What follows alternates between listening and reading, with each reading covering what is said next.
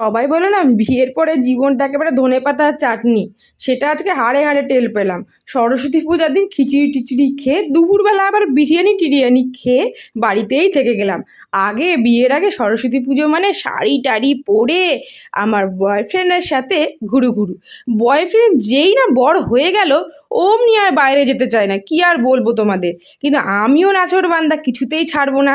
সন্ধ্যেবেলা ওকে বললাম সরস্বতী পূজা যখন শাড়ি পরার রিচুয়ালসটা আমি করবই। শাড়ি টাড়ি পরে রেডি আর বরকে ধরে বেঁধে নিয়ে গেলাম আমার পাড়ার সরস্বতী পুজোতে। আমাদের পাড়াতে কিন্তু খুব সুন্দর করে সরস্বতী পূজা হয়, আর আমি আবার এই ক্লাবের মেম্বারও ছিলাম।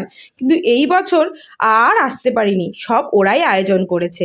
তো দেখো এখানে সব বাচ্চারা, দিদিরা, বৌদিরা সবাই মিলে নাচ গান করছিল। তারপর সরস্বতী পূজা, কিন্তু স্কুল যাব না তা কি হয়, আগে স্কুলে সরস্বতী পূজায় অবশ্যই যেতাম। তাই সন্ধ্যাবেলা হলেও একবার স্কুলটা ঘুরে এলাম। টাটা।